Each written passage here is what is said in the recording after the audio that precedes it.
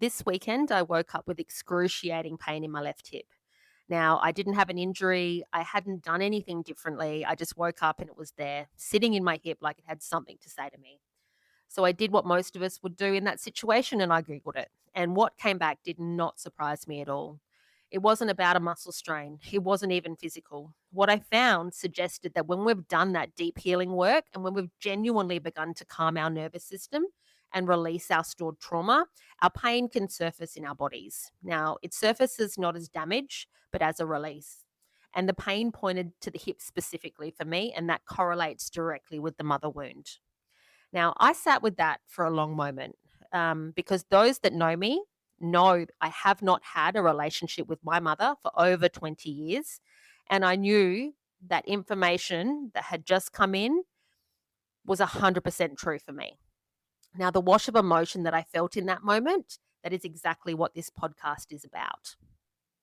Welcome to the Wonders Within podcast. I'm Nikki Denham, the founder of Wellness Wonders Australia, and this is a show about the deep, intelligent, sometimes surprising ways our bodies hold on to our stories and what becomes possible when we finally feel safe enough to let them go.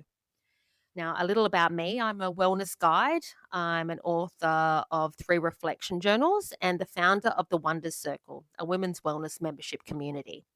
My personal practice spans meditation, breath work, somatic work, chakra healing, and inner child work. And I have been living and breathing this world for a very long time. But here's what I would like you to know from the very first episode. I'm not speaking to you from a place of having it all figured out. I'm actually speaking to you from the middle of my own journey, from the messy, layered, sometimes surprising reality of what healing actually looks like. And I believe that's exactly where the most honest teachings come from. The Wonders Within podcast is for women who are doing the work, who are curious about why they feel what they feel, why their body does what it does, and how healing actually happens, not in theory, but in real life, in real bodies, in real time.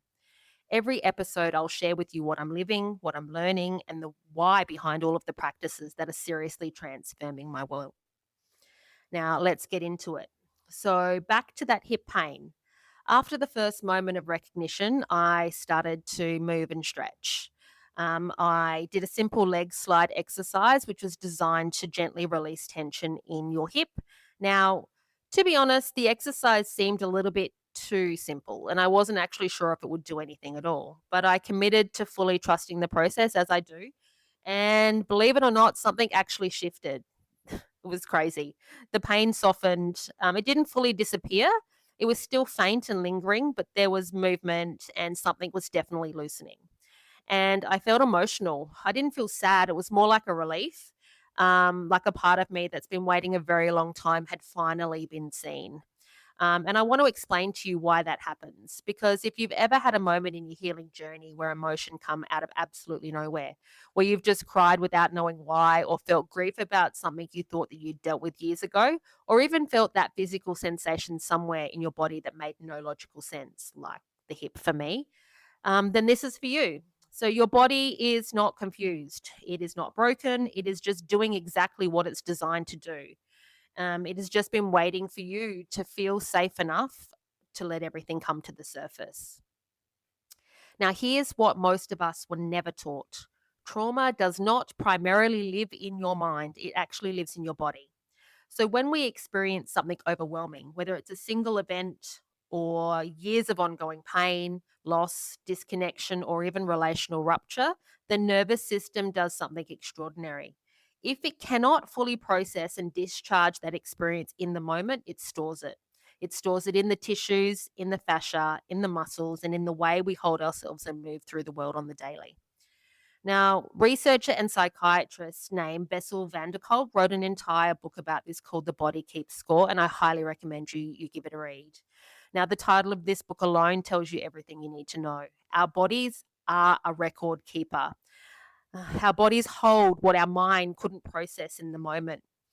Now, Peter Levine, who developed a healing approach called somatic experiencing, he observed that animals in the wild shake and tremble after a threatening event.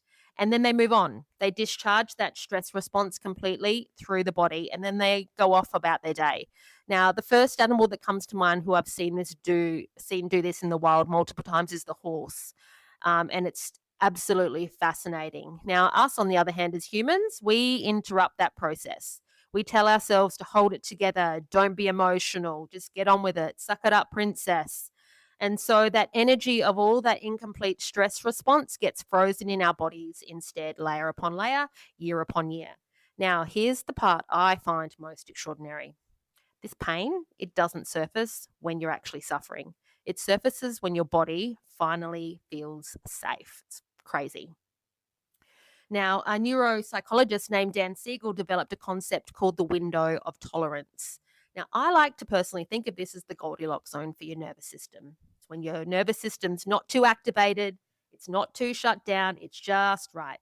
It's that sweet spot where you are present enough, safe enough, and regulated enough to actually feel the process and what's happening inside of you. Now, when we're in survival mode, our window is narrow. The body cannot afford to feel old pain on top of a current threat, so it just keeps it stored. But when you do the work, when you regulate your nervous system, when you breathe consciously, and when you create safety within yourself, that window widens. And the body, sensing safety for the first time, it exhales and it begins to show you what it's been holding, like my hip. Now, think of it like the big freeze when everything is frozen and locked in solid. Nothing moves, nothing surfaces, nothing is released. But as the seasons change and the warmth begins to come, slowly and gently, what was frozen starts to soften, to thaw, and to move. Now, that isn't regression, it's not going backwards. That is your body finally trusting you enough to heal. Now, why the hips specifically, you might ask? The hips house a muscle called the psoas. It's often called the muscle of the soul, and for really good reason. It is the only muscle in the body that connects your spine to your legs, and it has a direct neurological connection to your amygdala. Now, that's the part of your brain that detects threat and triggers your fight, flight, or freeze responses.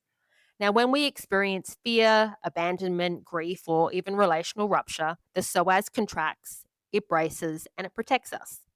Now, over years and decades of unprocessed pain, that connection becomes really chronic, unconscious, and a pattern so old that you stopped even noticing it was there. Now, the hips also correspond to the sacral chakra, which is the energetic center that governs belonging, creativity, and our earliest bonds, like our mother bond. So, whether you approach this through a somatic lens or an energetic one, and I do work with both, the hips are pointing to the same question.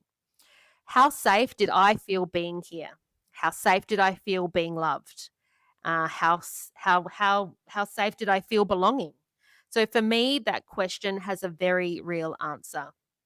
So I grew up without emotional safety, without the attunement and protection a child is supposed to feel as a birthright. The kind of safety that tells a small body you are wanted, you belong here, and you are safe here. Now, when that's missing, the body learns to brace, and it learns to brace from a very, very young age. So the psoas contracts, the hips hold on, the sacral center carries the weight of everything that was absent. And for years and for decades, I felt that until the day that I actually learned to regulate my nervous system and felt safe enough to begin to let everything and all of that trauma and pain move. Now, the hip pain that I woke up with, that was my body finally saying, I trust you, and we can start to release this together. That is not a breakdown. That is the most profound kind of coming home that I've ever felt. Now, before I let you go, I want to leave you with this. If something is surfacing for you in your healing journey right now, whether it be pain, emotion, a memory, a grief you thought that you'd moved past, please hear this. You are not going backwards. Your body is finally brave enough to let you see what it's been carrying for you. That's not breakdown, that is breakthrough. Now, if today's episode resonated with you and you want to go deeper to actually experience the practices behind everything that I've talked about today, I would love to have you inside the Wonders Circle. It's my women's wellness membership community where each month we work through somatic release, breath work, meditation, journaling, and nervous system regulation. So, together in a held space with women who are doing exactly this kind of work alongside you. The link to join is in the show notes.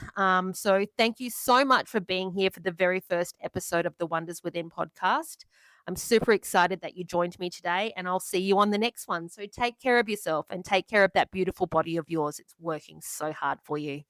Thanks again.